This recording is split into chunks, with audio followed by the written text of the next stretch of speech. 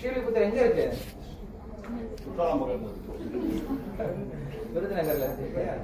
ஸ்ரீவில்லிபுத்தூர் அப்படிங்கிறது நீங்க நம்ம தமிழ்நாடுடைய சின்னத்தை கூட பாத்தீங்க அப்படின்னா அதுல கோபுரம் இருக்கும்ல, அந்த கோபுரம் எந்த கோபுரம் தான்? ஸ்ரீவில்லிபுத்தூருடைய கோபுரம் தான். ரொம்ப ஸ்பெஷலான கோயில் அது, ரொம்ப அழகான கோயிலும் கூட. இன்னைக்கு நம்ம அந்த மார்கழி மாசத்தை பத்தி பார்க்கலாம். அதுக்கு முன்னாடி நான் இன்னொரு முக்கியமான விஷயத்த பார்க்கணும். இங்க பாத்தீங்க அப்படின்னா இந்த 2 பசங்க உட்காந்துட்டு இருக்காங்க. இவனுக்கு 18, இவனுக்கு 17 ஆகுது, எனக்கு 95 ஆகுது. நாங்க வயசால எங்களுக்கு ஒன்றும் அதிகம் ஆகல. பட் இருந்தாலும் நீங்க யோசிச்சு பார்க்கலாம். காலையில வந்தீங்க, நாங்க என்ன பண்ணிட்டு இருக்கோம்? பகவானுடைய பேரை பாடிட்டு இருக்கோம். நாங்க இதை எங்களுடைய பிழைப்புக்காக செய்யல கிடையாது. நான் இன்ஃபோசிஸ்ல ஒர்க் பண்ணிட்டு இருந்தேன், அசென்ஷியல் ஒர்க் பண்ணிட்டு இருந்தேன் இல்லையா? அந்த சாஃப்ட்வேர் கம்பெனில இருக்கக்கூடிய ஜாப் என்ன பண்ணிட்டு வந்தேன், விட்டுட்டு தான் வந்தோம். ஸோ விட்டுட்டு வந்தோம் அப்படின்னா நான் இங்க சம்பாதிக்கிறதுக்காக கண்டிப்பா வந்திருக்க மாட்டேன். சம்பாதிக்கிறதா எங்க சம்பாதிச்சிருக்கலாம்? கம்பெனி சம்பாதிச்சிருக்கலாம் இல்லையா? ஆனா இங்க நாங்க எதுக்காக வந்திருக்கோம் அப்படின்னா ஒரு முக்கியமான விஷயத்திற்காக வந்திருக்கோம். இப்ப டிவிஎஸ் எக்ஸல் அந்த வண்டி முதல்ல இந்தியால தமிழ்நாட்டுல ஃபேமஸ் ஆக ஆரம்பிச்சது. ஃபேமஸ் ஆனவொடனே என்ன ஆகுது அப்படின்னா சைக்கிள்லாம் கொஞ்சம் கொஞ்சமா குறைய ஆரம்பிச்சு. சைக்கிள் ஓட்டுறத கொஞ்சம் மக்கள் குறைக்க ஆரம்பிச்சிட்டாங்க. சைக்கிள் கம்பெனி பேர் உங்களுக்கு ஏதாவது தெரியுமா? ஃபேமஸான சைக்கிள் கம்பெனி பேர் ஹெர்குலஸ் இருக்கு, அப்புறம் ஹீரோ, அட்லஸ், அப்புறம்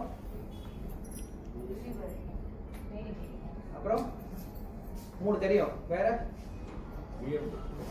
BMW. ஆனா கொஞ்சம் யோசிச்சு பாத்தீங்க அப்படின்னா இதை விட ஃபேமஸான சைக்கிள் பிராண்ட் கம்பெனி சைக்கிள்லாம் இருந்திருக்கு இல்லையா? ஆனா இப்ப எதுவுமே இல்லாம போயிடுச்சு. ரீசன் என்ன அப்படின்னா அவங்க என்ன பண்ணிட்டாங்க, கஸ்டமர் இல்லாதனால கொஞ்சம் கொஞ்சமா நிறுத்திட்டாங்க, மேனுஃபேக்சரிங் நிறுத்திட்டாங்க. அந்த கம்பெனி இன்னைக்கு இல்ல.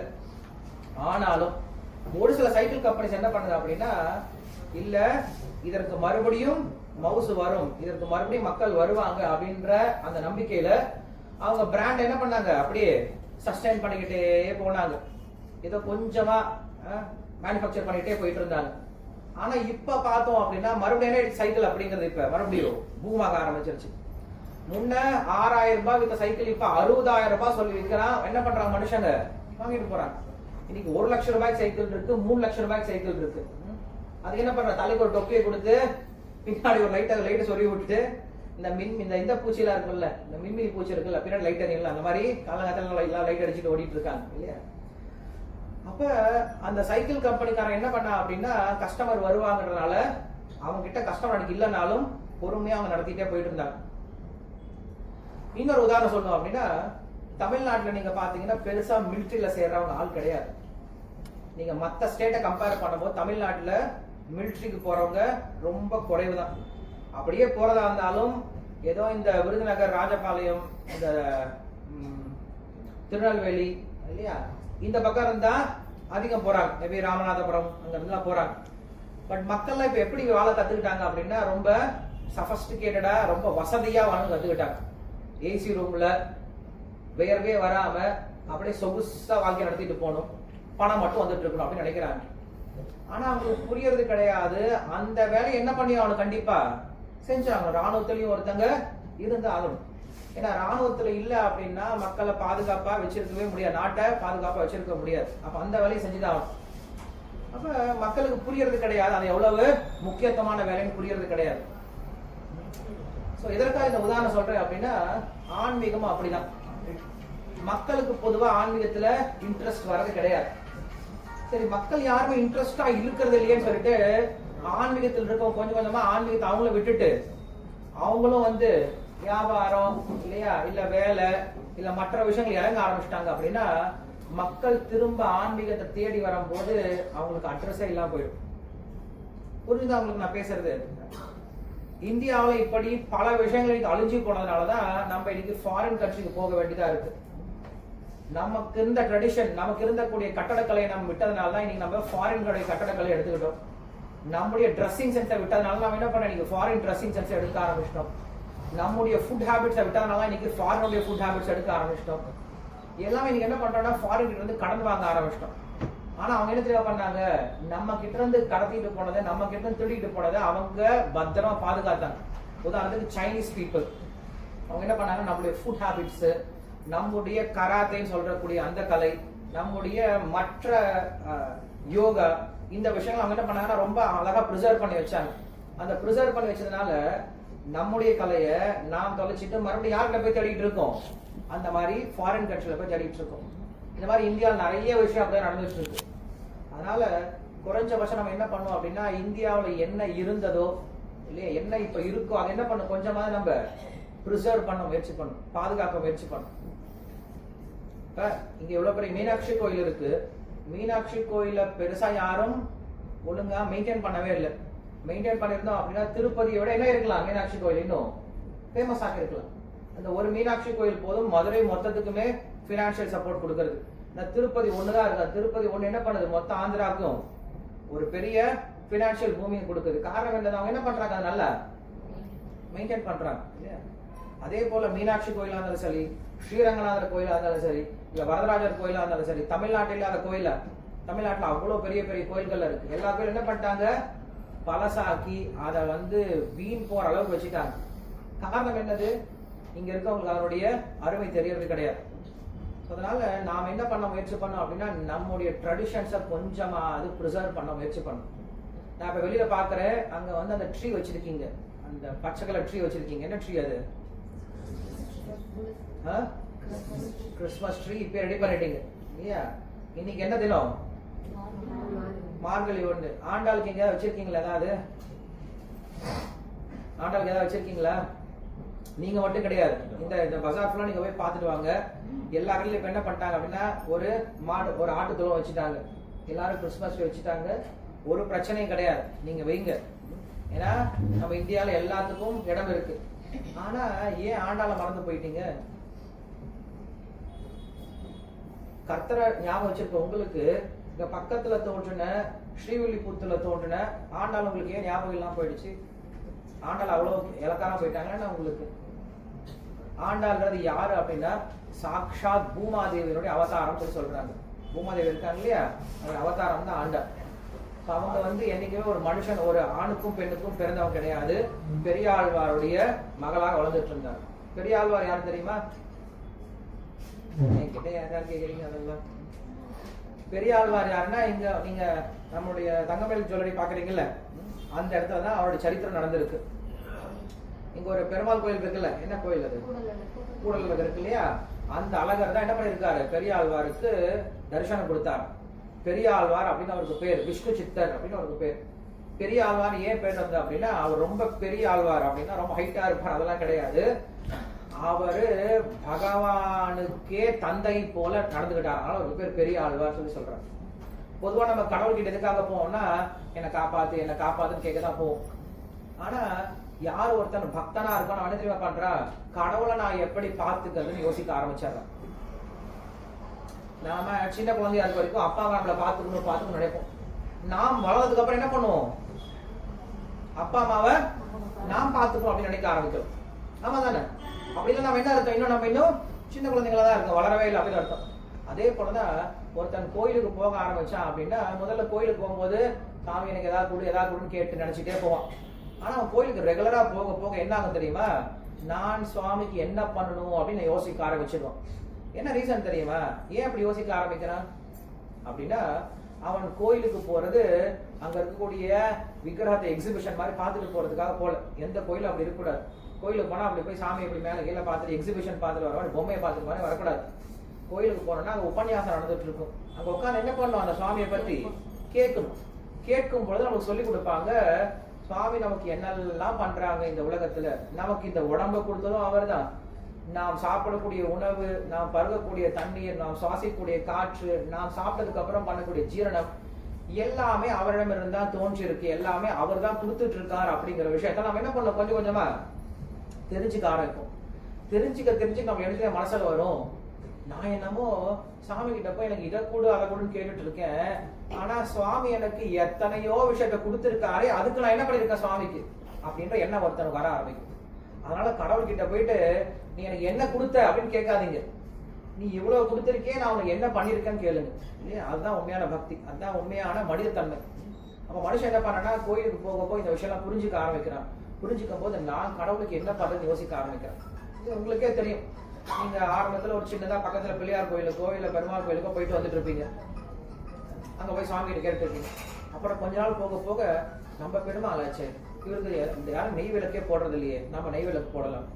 நம்ம பெருமாள் ஆச்சு, இவருக்கு யாரும் நல்ல ஒரு வேஷ்டி கூட வாங்கி கொடுக்கலையே, நம்ம வாங்கி கொடுக்கலாம். நம்ம வந்து என்ன பண்றோம், பொங்கல் வந்தா தீபாவளி நம்ம என்ன பண்றோம், புதுசு புதுசா ட்ரெஸ் வாங்கி போட்டுக்கிறோம். ஆனா பெருமாளுக்கு அதே பழைய துணி கட்டியிருக்காங்களே, நம்ம ஏன் வாங்கி கொடுக்கலாது அப்படின்னு என்ன பண்ணுவோம், அவங்களுக்கு நம்ம செய்ய ஆரம்பிச்சிடும். இன்னைக்கு ட்ரெண்ட் மாறி போயிடுச்சு. அன்னைக்கு எல்லாமே கடவுளுக்கு முக்கியத்துவம் கொடுத்தாங்க, மனுஷங்களுக்கு 2வது தரம் தான். ஆனா இன்னைக்கு மனுஷங்களுக்கு தான் முக்கியத்துவம் கொடுக்கறாங்க, கடவுளை பக்கத்துல வச்சிடறாங்க. வேணும்னா கடவுளை யூஸ் பண்ணிக்கிறாங்க, இல்லைன்னா மூடி வச்சிடறாங்க. அப்படி இல்லாம அவர் பெரிய ஆழ்வார் அப்படின்னு ஏன் பேர் அப்படின்னா, அவர் கடவுளுக்கே வந்து நல்லது பண்ண நினைச்சார். பெரிய ஆழ்வார் உங்களுக்கு தெரியும், இந்த பல்லாண்டு பல்லாண்டு பல்லாயிரத்தாண்டு பல கோடி 100,000 இந்த பாட்டு கேள்விப்பட்டிருக்கீங்க இல்லையா? இது எல்லா பெருமாள் கோயிலையும் பாடுவாங்க. முதல்ல பாடுறதுதான் பல்லாண்டுன்னா என்னது, நிறைய வருஷம் வாழணும் அப்படின்னு சொல்லிட்டு பெருமாளுக்கு என்ன பண்ணார், அவரு ஆசீர்வாதம் பண்றார். பெருமாள் தான் நம்மளுக்கு ஆசீர்வாதம் பண்ணார். ஆனா இவர் என்ன பண்ணார், பெருமாளுக்கு ஆசீர்வாதம் பண்றார். என்ன காரணம் அப்படின்னா, ஒரு பெரிய கதை நடந்தது இங்க மதுரையில. இந்த கதையோட சுருக்கம் என்னன்னா, பெரியாழ்வார் வந்து ஒரு ராஜாவை வெற்றி கொண்டு, வாதத்துல வெற்றி கொண்டு யானை மேல அவர் தூக்கிட்டு, யானை மேல என்ன உட்கார வச்சு ஊருலாம் கொண்டுட்டு வராங்க. இந்த வீதிலாம் கொண்டு வந்துட்டு இருக்காரு. வந்துட்டு இருக்கும்போது பெருமாளுக்கு ரொம்ப சந்தோஷமா, தன்னுடைய பையன் ஜெயிச்சிட்டான்னு சொல்லிட்டு ரொம்ப சந்தோஷமா பெருமாள் என்ன பண்ணிட்டாருன்னா, கருட வாகனத்துல சங்கு சக்கர கதாதரையாக என்ன பண்றாரு, வந்து காட்சி கொடுக்கிறார். காட்சி கொடுத்தனே பாக்குறாரு. பார்த்த உடனே பெருமாளை பார்த்தோன்னே அவர் பயப்படல, காலில் வந்து நமஸ்காரம் பண்ணல, எனக்கு இதை கூட அதை கூடன்னு கேட்கல. ஐயோ இப்படி வந்துட்டியே சுவாமி, இப்படி அழகா வந்துட்டியே, உன்னை பார்த்தா எல்லாரும் கண்டுபட்டுருமேன்னு சொல்லிட்டு என்ன பண்ணாரு, அவங்களுக்கு உடனே திருஷ்டி சுத்தி போடுற மாதிரி பேசினாரு. பல்லாண்டு பல்லாண்டு பல்லாயிரத்தாண்டு சுவாமி நீ நல்லா இருக்கணும், நிறைய வருஷம் நல்லா இருக்கும். ஏன் எனக்கு என்ன பிரச்சனை, என்னை யாரும் வந்து அடிக்க போறாங்க, எனக்கு பாரு எவ்வளவு பெரிய தோல் இருக்கு, யாரா வந்தாங்கன்னா குத்திடுவேன் அப்படின்னு சொல்லி சொல்றாங்க. உடனே சொல்றாரு, மல்லாண்ட தென்தோல் மணிவண்ணா அப்படின்னு சொல்லி சொல்றாரு, உடைய தோலுக்கும் மங்களாசாசனம், உடைய தோல் நல்லா இருக்கட்டும் அப்படின்னு சொல்லி சொல்றாரு. அப்படியா, இல்லையா, நான் அப்படி மட்டும் ஆள் கிடையாது, என் காலில் யாராவது விழுந்தா கூட போதுமே, அவங்க நான் பார்த்து போனேன் அப்படின்னா காலை பார்க்கறாரு. ஐயோ காலெல்லாம் காட்டாத சுவாமி, கால் எவ்வளவு அழகா இருக்கு இல்லையா, செவ்வி திருக்காப்பு அப்படின்னு சொல்லி சொல்றாரு.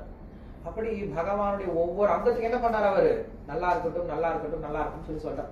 அப்படிப்பட்ட பெரிய ஆழ்வார் என்ன பண்றாரு அப்படின்னா, ஸ்ரீவில்லிபுத்தூர் அப்படின்ற இடத்துல அங்க இருக்கக்கூடிய பெருமாளுக்கு ரங்கமன்னார் அப்படின்னு பேரு. அந்த ரங்கமன்னாருக்கு என்ன பண்றாருன்னா சேவை பண்ணிட்டு இருக்காரு. என்ன சேவை பண்றாரு அப்படின்னா, புஷ்ப கைங்கரியம் பண்ணிட்டு இருக்காரு. தோட்டம் அமைத்து அங்க வரக்கூடிய பூக்களை எடுத்து அதை பெரிய மாலையா தொடுத்து பெருமாளுக்கு போடுற சேவை பண்ணிட்டு இருக்காரு. பண்ணிட்டு இருக்கும்போது ஒரு நாள் அவர் துளசி தோட்டத்துல செஞ்சுட்டு இருக்கும்போது, துளசி தோட்டத்துல ஒரு குழந்தையோட சத்தம் கேட்குது. அந்த குழந்தையவே பாக்குறாரு. சின்ன குழந்தை, யாரும் பக்கத்துல இல்ல. அந்த குழந்தை யாருன்னு தெரியல. அந்த குழந்தை என்ன பண்ணார், கொண்டு வந்து இவரு தன்னுடைய மகளாகவே வளர்க்க ஆரம்பிக்கிறார். அதான் ஆண்டார். அந்த குழந்தை உண்மையில பூமாதேவியினுடைய அவதாரம் அப்படின்னு சொல்லப்படுது. இங்க ஆண்டாளை வளர்த்துட்டு இருக்கும் போது அந்த பொண்ணு இப்ப 5 வயசு ஆயிடுது. 5 வயசு ஆனதுக்கு அப்புறம் இப்ப தினமும் அந்த மாலையெல்லாம் கட்டி பெருமாளுக்கு கொடுக்கறதுக்கு முன்னாடி அந்த ஆண்டாள் கிட்ட தான் சொல்லுவாங்க. ஆண்டாள் நாச்சியார்னு பேர் அவங்களுக்கு. ஸோ மாலை எல்லாத்தையும் சரி கூடையில் எடுத்து வைமான்னு சொல்லி சொல்லுவாங்க. அந்த பொண்ணு என்ன பண்ண, கூடையில் எடுத்து வச்சு கொடுத்து அனுப்புவோம் அப்பா கிட்ட. அந்த பெருமாளுக்கு மாலையை சாத்திட்டு அந்த மாலை ராஜாக்கு போகும், அந்த ஊர் ராஜாக்கு போகும். ராஜா எடுத்து பார்த்துப்பார், அதாவது தொட்டு கும்பிடுவார். ஒரு நாள் ராஜா கிட்ட அந்த மாலை போகும் பொழுது அந்த மாலையில ஒரு பெரிய முடி தொங்குது. ஐயோ யாருடைய முடிடா இது, பெரிய அபச்சாரமாச்சே இது, யார் இந்த மாதிரி முடியெல்லாம் வந்து பெருமாளுடைய மாலைக்கு வந்து ஒட்டி வச்சாங்க, ஏன் இப்படி பண்றாங்க அப்படின்னு சொல்லிட்டு, ரொம்ப அசுத்தமாச்சு அப்படின்னு சொல்லிட்டு கூப்பிட்டு கேட்கிறாரு. பெரிய ஆழ்வாருக்கு தெரியல யார் பண்ணாங்கன்னு தெரியல. என்னுடைய மகாலாவுடைய முடின்னு அவருக்கு அப்ப ஐடியா கிடையாது. அடுத்த நாள் பாக்குறாரு, மறுபடியும் அதே போல முடி வருது. இவர் ரொம்ப கஷ்டமாயிடுது. அப்ப என்ன பண்றாருன்னா, ஒளிஞ்சிருந்து பாக்குறாரு இவங்க பொண்ணு என்ன பண்றான்னு சொல்லிட்டு. இந்த சின்ன பொண்ணு என்ன தெரியுமா பண்றான், ஆண்டாள் என்ன பண்றான் அப்படின்னா, அந்த மாலையை எடுத்து முதல்ல தான் போட்டு கண்ணாடியில ஒரு முறை பாத்துக்கிறான். பார்த்துட்டு நல்லா இருக்கா அப்படின்னு சொல்லிட்டு, அப்புறம் நல்லா இருந்தா என்ன பண்றா, சுவாமி கொடுத்து அனுப்புறான். அதை செக் பண்றாளாம், நல்லா இருக்கா, தனக்கு போட்டு நல்லா இருக்கான்னா என்ன பண்ணலாம், சுவாமிக்கு நல்லா இருக்குன்னு சொல்லிட்டு செக் பண்ணி கொடுக்குறா. ஏன்னா அவளுக்கு அவ்வளவு அன்பு பகவான். நம்மளாம் அந்த மாதிரி பண்ணக்கூடாது. பகவான் வைக்கிற பொங்கல் கொஞ்சம் சாப்பிட்டு பார்த்துட்டு அவங்க வைக்கலாம், அந்த மாதிரி எல்லாம் நம்ம பண்ணக்கூடாது. நம்ம ஆண்டாக்கு மாதிரிலாம் கிடையாது. ஆனா அவங்க அவ்வளவு அன்புனால அதை பண்ணதுக்கு அப்புறம் பெரிய ஆழ்வார் ரொம்ப கஷ்டப்பட்டாரு. இப்படி நம்ம பொண்ணு பண்ணிட்டாலே, தப்பு பண்ணிட்டாலேன்னு சொல்லிட்டு அந்த மாலையை மறுபடியும் தூக்கி போட்டுட்டு புது மாலையை செஞ்சு பகவானுக்கு வைக்கிறாங்க. அந்த மாலை கலந்து கீழே விழுந்துருது. பெருமாளுக்கு அது பிடிக்கலையோ என்னமோ தெரியல. ரொம்ப வருத்தத்தோட அன்னைக்கு வந்து படுத்துட்டு இருக்கும் போது அவருடைய கனவுல பகவான் வந்து சொல்றாரு, எனக்கு இனிமேல ஆண்டாள் சூடி கொடுத்த மாலையை கொடுத்தாதான் நான் போட்டுப்பேன், எல்லாம் மாலையே போட மாட்டேன் அடம் பிடிக்கிறார் அவர். பெரியாழ்வாருக்கு ஒரே சந்தோஷம், நம்முடைய பொண்ணு போட்ட மாலையை பெருமாள் போட்டுக்கன்னு சொல்லிட்டாரு, அப்ப நம்ம பொண்ணுடைய பெருமை எவ்வளவு பெருமையா இருக்கும், நம்மளுடைய பொண்ணை வளர்ந்துட்டு இருக்காருன்னு சொல்லிட்டு ரொம்ப சந்தோஷம் என்ன பண்றாங்க. அடுத்த நாள் சொல்லிட்டேன், நீ போட்டே கொடுமா அப்படின்னு சொல்லிட்டேன். அந்த பொண்ணு என்ன பண்ற, ஆண்டாலும் தினமும் மாலையை போட்டு ஒரு தடவை பார்த்துட்டு அழகை பார்த்துட்டு அதுக்கப்புறம் பெருமாள் கொடுத்து அனுப்புவோம். ஸோ அந்த பழக்கமானது இன்னைக்கு வரைக்கும் இருக்கு. இன்னைக்கும் பாத்தீங்க அப்படின்னா திருப்பதி பெருமாளா இருந்தாலும் சரி, ஸ்ரீரங்கநாதரா இருந்தாலும் சரி, இல்ல வரதராஜ பெருமாள் காஞ்சிபுரத்தில் இருக்கிறாலும் சரி, இல்ல திருநாராயணபுரம் அப்படின்னு சொல்லக்கூடிய அங்க இருக்கக்கூடிய செல்லப்பிள்ளை சொல்லக்கூடிய கர்நாடகாவில் இருக்கு திருநாராயணபுரம், அந்த பெருமாள் இருந்தாலும் சரி, எந்த பெருமாளுக்கு உற்சவம் நடந்தாலும் எங்க இருந்தா மாலை போய் ஆகணும், ஸ்ரீவில்லிபுத்தூர்ல இருந்தா போகும். ஆண்டாளுக்கு ஒரு முறை போட்டுட்டு அந்த ஆண்டாளுடைய பிரசாதமா தான் என்ன போகுது மாலை எல்லா இடத்துக்குமே போகுது. திருப்பதிக்கு என்ன பண்ணுவாங்கன்னா இங்க போட்டுட்டு பிளைட்ல கொடுத்து அனுப்பிச்சிருவாங்க, அங்க பெருமாள் போட்டுப்பார் அவருக்கு பிரம்மோத்சவம் நடக்கும் போது. அப்படிப்பட்ட பெருமையுடைய கோயில் எங்க இருக்கு, ஸ்ரீவில்லிபுத்தூர்ல இருக்கு. நம்ம யாரும் போனதே கிடையாது. பெருமாளுக்கு அவ்வளவு பிரியமானவங்க தான் அந்த ஆண்டாள் அப்படிங்கிறவங்க. இப்படி நிறைய நாள் சேவை பண்ணிட்டு இருக்காங்க. ஆண்டாளுக்கு வயசாயிட்டே இருக்கு. ஆண்டாளுக்கு இப்ப 7 வயசாயிடுச்சு. 7 வயசு ஆனதுக்கு அப்புறம் பெரிய ஆளுக்கு ஒரே கவலையா, ஐயோ பொண்ணு கல்யாணம் ஆகவே இல்லையே, இன்னும் ரொம்ப வயசாயிட்டே இருக்கு நம்ம பொண்ணுக்கு, இனிமேல் நம்ம பொண்ணை யார் கல்யாணம் பண்ணிப்பா சொல்லிட்டு யோசிக்க ஆரம்பிச்சிட்டா, ரொம்ப கவலைப்பட ஆரம்பிச்சிட்டாங்க. எத்தனை வயசுல, 7 வயசுக்கு. இன்னைக்கெல்லாம் 47 வயசானாலும் சிங்கிள் அப்படின்னு சொல்லிட்டு சொல்றதுல ரொம்ப ரொம்ப பெருமையா நினைச்சுக்கிறாங்க. யாரு கல்யாணம் பண்ணலாம் கஷ்டப்படுறது அப்படின்னு நினைச்சிட்டு இருக்க. கல்யாணம் அப்படின்னு கஷ்டம் தான். எப்ப கல்யாணத்தை வெறுமனே இன்பத்துக்காக உபயோகப்படுத்தணும் அப்படின்னா கஷ்டம் தான். ஆண் பெண் இன்பத்திற்காக உபயோகப்படுத்தணும்னா கல்யாணம் அப்படிங்கிறது கஷ்டமான விஷயம் தான். ஆனா திருமணம் அப்படிங்க அதுக்காக கிடையாது. ஆண் பெண் 2 பேரும் சேர்ந்து பகவானுக்கு சேவை செய்து அதன் மூலியமா நிறைய குழந்தைகளை பெற்று அந்த குழந்தைகளை பக்தர்களா மாற்றுவதற்கு தான் திருமணம் பண்ணிக்கிறமே தவிர வெறும் சந்தோஷத்துக்காகவோ இல்ல பினான்ஸை ஷேர் பண்றதுக்காகவோ கிடையாது. இன்னைக்கு மக்களுக்கு கல்யாணம் அப்படின்னா என்னன்னு அர்த்தம் தெரியாதவங்க என்ன எழுது அப்படின்னா love at first sight, divorce at first fight அப்படின்னு போயிட்டு இருக்கு இல்லையா. 5 வருஷம் சார் விடாம லவ் பண்ணிட்டோம், தொடக்கத்து லவ் பண்ணிட்டு இருந்தோம் அப்படின்னாங்க. கல்யாணமே ஒரே மாசம் தான் டைவர்ஸ் வந்து நிக்கிறாங்க. என்ன ரீசன்? ஏன்னா அங்க என்ன கிடையாது அப்படின்னா சேவை பாவம் கிடையாது, சேவை மனப்பான்மை கிடையாது. இது போன்ல இந்த வீட்டுல இருக்கு, அவன் அந்த வீட்டுல இருக்கான், 2 பேரும் போன்லயே பேசிட்டு இருக்காங்க. என்ன பண்ற, நீ என்ன பண்ற, நீ என்ன பண்ற, நீ என்ன பண்ற, என்ன சாப்பிட்ட, நீ என்ன சாப்பிட்ட. 1 மணி நேரம் 2 மணி நேரம் 3 மணி நேரம் 4 மணி நேரம் போன் பேசிட்டே இருக்கா. அவங்க அம்மா இப்படி சமைச்சு வச்சிடறாங்கல்ல, சாப்பிட்டு என்ன வேலை, தட்டிங்கள் எல்லாம் சாப்பிட்டு பேசிட்டே இருக்கு. அப்புறம் கல்யாணம் ஆனதுக்கு தெரியுது 2 பேரும் சேர்ந்து வந்தேன்னு யார் சமைக்கிறது அப்படின்னு பிரச்சனை. இப்ப நீ சமைய, நீ துவைய, நீ கிளீன் பண்ணு, நான் கிளீன் பண்ணு, சண்டை இல்லையா. சண்டை வந்து உடனே பிரிஞ்சிடறாங்க. அப்படி வரவே கூடாது. அப்படி வந்து அன்பு அப்படிங்கிறது கிடையாது. சரி, அந்த ஆண்டாளுக்கு ஒரு ஆசை, நானும் திருமணம் பண்ணிக்கணும். அப்பெல்லாம் வந்து 7 வயசு 6-7 வயசுல திருமணம் பண்ணிடுவாங்க. பெண்ணுக்கு வந்து 5-6 அந்த டைம்ல பண்ணிடுவாங்க. பசங்களுக்கு 8 வயசுக்குள்ள திருமணம் பண்ணிடுவாங்க. அது வேத கலாச்சாரம். அது ரொம்ப நல்ல விஷயமும் கூட. இன்னைக்கு நிறைய இடத்துல நடந்துட்டு இருக்கு. ஏன் அப்படி நடக்குது அப்படின்னா சின்ன வயசுலயே நீங்க 2 பேரையும் சொல்லிட்டீங்க, இதாண்டா உனக்கு இவன் தாண்டா உனக்கு சொல்லி கொடுத்துட்டீங்கன்னா அவங்க மனசுக்குள்ள அவங்க ஒருத்தர் மேலதான் இருக்கும், மற்றவங்க யாரும் யோசனை பண்ண மாட்டாங்க. அப்படி இல்லைன்னா ஆம்பளை என்ன பண்றான், இவன் எனக்கு வருவாளா, இவன் எனக்கு வருவாளா, இவன் எனக்கு வருவாளா, இவன் எனக்கு வருவாளா வந்து கல்யாணம் ஆகிறதுக்குள்ள 100 பேரை பார்த்துடுவான். அதே மாதிரி பொண்ணும் எனக்கு இவன் கல்யாணம் ஹஸ்பண்ட் ஆகணும், இவன் ஹஸ்பண்ட் ஆகணும்னு சொல்லிட்டு கல்யாணம் 100 பேரை பார்த்துடுவான். பார்த்ததுக்கு அப்புறம் அங்க மனசுல இடமே இருக்காது. ஏன்னா உள்ள ஆல்ரெடி நிறைய பேர் இருக்காங்க, ஹவுஸ்ஃபுல்லா இருக்காது. புதுசா வரவங்க இடமே இருக்காது. நீ தானே உள்ள வந்து உட்காரு போயிடும். இவன் இல்லைன்னா அவன், அவன் இல்லைன்னா இவன், இவன் இல்லைன்னா அவன் இல்லைன்னா இவன் அப்படின்னு போயிட்டே இருக்கும். ஆனா அப்படி கிடையாது. சின்ன வயசுல என்ன பண்ணவங்க முடிவு பண்ணதுனால பிரியவே மாட்டாங்க. லைஃப் லாங் அப்படியே ஒட்டுக்காவே இருப்பாங்க. அந்த காலத்து திருமணம் அப்படியே நடந்தது. ஆனா கவர்மெண்ட் ஒத்துக்கிறது கிடையாது. கவர்மெண்ட் சொல்லி பிரயோஜனம், ஏன்னா கவர்மெண்ட்டுக்கும் புத்தி கிடையாது. அவங்க சாஸ்திரத்தை யாரும் ஃபாலோ பண்றது இல்லை. ஆனா நீங்க அப்படி நடந்துட்டு இருந்தது. சீதைக்கு அப்படிதான் நடந்துச்சா. சீதைக்கு 6 வயசு இருக்கும்போது ஜனக மகாராஜன் தலையில கை வச்சுக்கிட்டான். ஐயோ என் பொண்ணை யாரும் கல்யாணம் பண்ணிக்க மாட்டேங்கிறாங்களே, 6 வயசு ஆகி போயிடுச்சு, என் பொண்ணுக்கு ரொம்ப வயசாயிட்டே இருக்கு, யார் கல்யாணம் பண்ணிப்பாங்கன்னு சொல்லிட்டு கவலைப்பட ஆரம்பிச்சார். அந்த காலத்துல அப்படி நினைச்சிட்டு இருந்தா.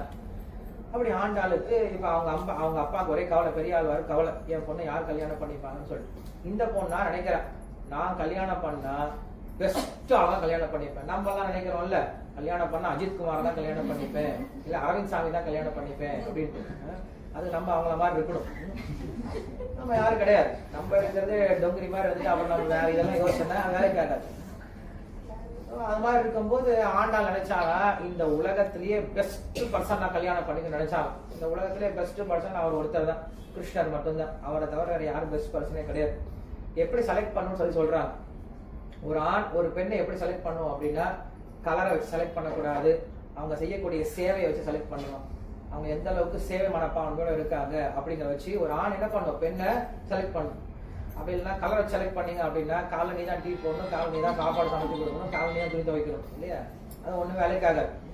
அதே போல ஒரு பெண் எப்படி ஒரு ஆணை செலக்ட் பண்ணும் அப்படின்னா, எந்த ஒரு ஆணுக்கு நல்ல புலன்கள் அடங்கி இருக்கோ, யார் ஒருத்தன் செல்ஃப் கண்ட்ரோலோட இருக்கானோ, சென்ஸ் கண்ட்ரோலோட இருக்கானோ அவனை செலக்ட் பண்ணும். பாக்குறவங்கலாம் ஆணு பார்த்துட்டு இருக்கவங்கள செலக்ட் பண்ணீங்கன்னா அதுவும் வேலைக்காகாது. அப்போ என்ன பண்றான்னா, ஆண்டாள் நினைச்சா எனக்கு இருக்கிறதே பெஸ்ட் பர்சன் இந்த உலகத்துல பகவான் கிருஷ்ணர் தான், அவர் தான் திருமணம் பண்ணிப்பேன் அப்படின்னு முடிவு பண்ணிட்டேன். அவங்க அப்பா கிட்ட போய் சொல்றேன், நான் கிருஷ்ணர் தான் கல்யாணம் பண்ணிப்பேன்னு சொல்லிட்டு. அப்பா நினைச்சாரு, என்ன பண்றது, இந்த பொண்ணு இப்படி சொல்றாளே அப்படின்னு சொல்லிட்டு, சரி உனக்கு நான் ஒரு வழி சொல்லி கொடுக்குறேன் அப்படின்னு சொல்லிட்டு கிருஷ்ணரை திருமணம் பண்ணவங்களை பத்தி சொல்றாங்க. கிருஷ்ணர் விருந்தாவனத்துல இருக்கும் போது அங்க கோபியர்களா இருந்தாங்க இல்லையா, லட்சக்கணக்கான கோபியர்கள் இருந்தாங்க. எல்லா கோபியர்களுக்கும் யார் மேலதான் ஆசை, கிருஷ்ணர் மேலதான் ஆசை. எல்லாரும் கிருஷ்ணர் கல்யாணம் பண்ணிப்பேன், கிருஷ்ணர் கல்யாணம் பண்ணிப்பேன், கிருஷ்ணர் கல்யாணம் பண்ணிப்பேன். அதுங்களுக்குலாம் வயசு அப்ப 5 வயசு ஆகுது. 5 வயசுல நான் கிருஷ்ணர் கல்யாணம் பண்ணிப்பேன் நினைச்சிட்டு உட்காந்துட்டு இருக்கு. அப்ப இப்படி பேசிட்டு இருக்காங்க, எனக்கு தான் கிருஷ்ணன், எனக்கு தான் கிருஷ்ணன், எனக்கு தான் கிருஷ்ணன், எனக்கு தான் கிருஷ்ணன், எனக்கு தான் கிருஷ்ணன் பேசிட்டு இருக்காங்க. அப்ப திடீர்னு கர்காச்சாரியர் வரார். கர்காச்சாரியர் அந்த ஊர்ல இருக்கக்கூடிய ஒரு குரு, முக்கியமான குரு. அவர் வரார். என்னடி பேசிக்கிட்டு இருக்கீங்க அப்படின்னு. ஒன்னும் இல்ல தாத்தா, சும்மா பேசிட்டு இருக்கேன், எனக்கு தெரியும் நீ என்ன பேசுறேன்ட்டு. என்ன பேசணும், உனக்கெல்லாம் கிருஷ்ணர் கிடைக்கவே மாட்டாண்டி. ஏன் தாத்தா அப்படி சொல்ற, ஏன்னா நீங்க எல்லாம் லேட்டா எந்திரிக்கிறீங்க. கிருஷ்ணருக்கு லேட்டா எந்திரிக்கிறவங்க கண்டாவே பிடிக்கவே பிடிக்காது. நீங்க எல்லாம் காலை 6 மணிக்கு 7 மணிக்கு எந்திரிக்கிறீங்க, சீக்கிரமா எந்திரிக்கலாம் கிருஷ்ணரை பிடிக்கும். அப்ப நாங்க சீக்கிரமா எந்திரிக்கிற தாத்தா, அந்த வழிக்கு வாங்க அப்படின்னு சொல்லிட்டு என்ன பண்ணாருன்னா, இப்ப மார்கழி மாசம் வரப்போறது, இந்த ஒரு மாசம் ஃபுல்லா நீங்க காலையில சீக்கிரமா எந்திரிச்சு யமுனையில போய் என்ன பண்ணும், குளிச்சுட்டு அங்க கூடிய காத்தியாயினி அப்படின்னு சொல்லிட்டு துர்காதேவி நீங்க என்ன பண்ணும், பூஜை பண்ணீங்க அப்படின்னா ஒரு மாசம் நீங்க விரதம் இருந்தீங்கன்னா உங்களுக்கு யார் கிடைப்பாங்க, கிருஷ்ணர் கணவனா கிடைப்பாங்கன்னு சொல்லி சொல்றாங்க. ஏன்னா அந்த காலத்துல எதுவா இருந்தாலும் பகவான் கிட்ட வேண்டுனாங்க. நல்ல குழந்தை வேணுமா பகவான் கிட்ட வேண்டுனாங்க, நல்ல கணவன் மனைவி, நல்ல செல்வம், எல்லாத்துக்கும் பகவானுடைய அருளோட தான் செஞ்சாங்க. இன்னைக்கு இருக்க மாதிரி நம்மளா ட்ரை பண்ணோம் அப்படின்னா நமக்கு நம்முடைய சக்திக்கு தகுந்த மாதிரி தான் கிடைக்கும் இல்லையா, நம்முடைய கர்மாவுக்கு தகுந்த மாதிரி தான் கிடைக்கும். பகவானுடைய கருணை இருந்தா நம்மளுக்கு இன்னும் பெஸ்டாவே இருக்கும். அப்படி வேண்டுற பொழுது அவர் சொல்லிட்டாரு, இந்த மாதிரி நீங்க பண்ணுங்க சொல்லிட்டு போயிட்டாரு. இதுங்கெல்லாம் யோசிக்குதுங்க. ஓகே நம்ம நாளைக்கு காலையில எங்க போயிடலாம், யமுனையில போய் குளிச்சுட்டு பூஜை பண்ணலாம்னு யோசிச்சுட்டு இருக்காங்க. அப்ப கிருஷ்ணனுடைய அவங்க அப்பா வராங்க. கிருஷ்ணனுடைய அவங்க அப்பா பேர் யாரு,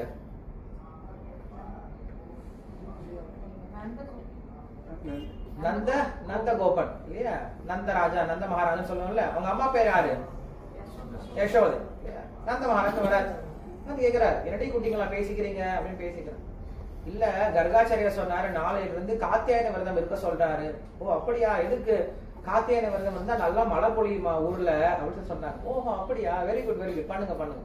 ஆனா காலையில 4 மணிக்கு நீங்க எப்படி தனியா போயிட்டு வருவீங்க யமுனைக்கு, உங்களுக்கு துணைக்கு ஆள் இல்லாம எப்படி நீங்க தனியா போவீங்க, சரி யார் அனுப்பலாம் அப்படின்னு யோசிக்கிறாங்க. கிருஷ்ணன் அங்கே தலை குஞ்சிட்டு இருக்கான். ஏய் கிருஷ்ணா இங்க வாடா. என்னப்பா, நாளை இருந்து இவங்க எல்லாத்தையும் யமுனை கூட்டிட்டு போயிட்டு அவங்களை குளிப்பாட்டி அவங்களை பூஜை செய்ய வச்சுட்டு கூட்டிட்டு வாடா. இல்லப்பா நான் போக மாட்டேன்ப்பா.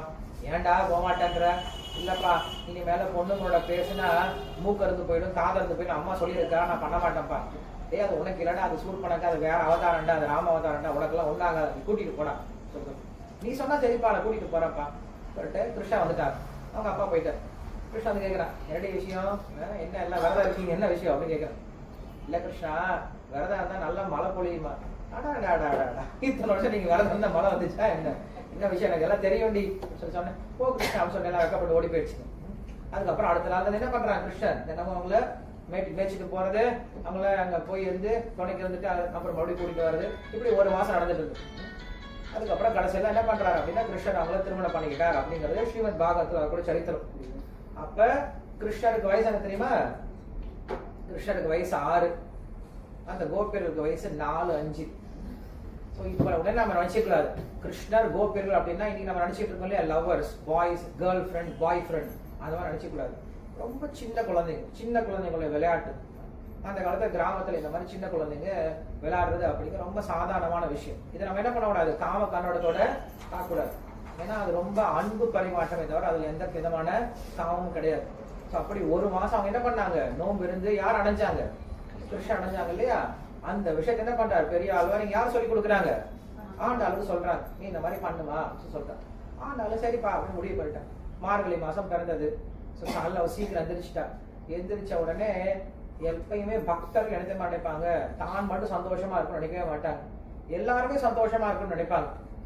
அப்ப என்ன பண்றா, அவ எல்லா வீட்டுக்கு போய் எல்லா கதவும் இடிக்கிறா, எல்லாரையும் கூப்பிடுறா, நீ வா நீ வா, என்ன பண்ற, ஹே ஷாமலா நீ வா, ஹே கோமலா நீ வா, ஹே பங்கஜம் நீ வா, என்ன பண்ற, வீட்டுக்குள்ளார தூங்கிட்டே இருக்கா, எந்திரிச்சு வா அப்படின்னு சொல்லிட்டு ஒவ்வொருத்தரையா கூட்டிட்டு போய் என்ன பண்றாங்க, எல்லாரும் சேர்ந்து இருந்து அங்க போய் குளிச்சுட்டு பகவானுக்கு தரிசனம் பண்ணிட்டு பூஜை பண்ணிட்டு வந்தாங்க. 30 நாள் முடிஞ்சதுக்கு அப்புறம் பகவான் சொன்னாரு, இவங்க அப்பா யோசிச்சுட்டு இருக்காரு, இந்த பொண்ணு வேற இப்படி பூஜை பண்றாலே 30 நாள் முடிய போது என்ன ஆக போதும் தெரியலன்னு சொல்லி பகவான் சொன்னாரு, ஆண்டாள நீங்க என்ன பண்ணுங்க, ஸ்ரீரங்கத்துக்கு கூட்டிட்டு வாங்கன்னு சொல்லி சொன்னார். ஸ்ரீரங்கத்துக்கு கூட்டிட்டு போறார். அங்க ரங்கநாதருடைய கர்ப்பகிரகத்துக்குள்ள போனவ அப்படியே உள்ள போய் மறைஞ்சு போயிட்டா, திரும்ப வரவே இல்லை. ஸோ அவதான் நீலாதேவின்னு சொல்லக்கூடிய பூதேவி. ஸோ பெருமாளை அடைஞ்சிட்டான். இப்படி மார்கழி மாதம் நோம்பு நோக்கிறதுனால அவள் பெருமாள் அடைஞ்சா இல்லையா. அந்த விஷயத்த என்ன பண்றாங்க, இன்னி வரைக்கும் நம்ம எல்லாருமே ஃபாலோ பண்ணிட்டு இருக்கோம். திருப்பாவை அப்படின்னு பேர் அதற்கு. 30 பாசனம் இருக்கும், 30 பாடல்கள் இருக்கும். இந்த 30 பாடல்கள் என்ன பண்ணாங்க, 30 நாளும் பாடி பகவான் அடைஞ்சா. ரொம்ப நாள்லாம் எடுத்துக்கவே இல்லை. எத்தனை நாள் தான் மொத்தமாவே, 30 நாள் தான். 30 நாள் தான் பிராக்டிஸ் பண்ணா, 30 நாள் தான் ட்ரை பண்ணா, 30 நாள்லயே பகவான் அடைஞ்சிட்டான். அந்த வழிமுறை நம்மளுக்கு சொல்லி கொடுத்துருக்காங்க அந்த ஆண்டாள் அப்படின்றவங்க. நம்ம என்ன பண்ணணும், குறைஞ்சபட்சம் அவங்க என்ன சொல்லி கொடுத்துருக்காங்களோ அதை கேட்கவாது முயற்சி பண்ணணும். திருப்பாவை தினமும் நம்ம என்ன பண்ணலாம், கொஞ்சமாவது படிக்க முயற்சி பண்ணலாம், கேட்க முயற்சி பண்ணலாம், அதனுடைய அர்த்தங்களை ஆலோசனை பண்ண முயற்சி பண்ணலாம்.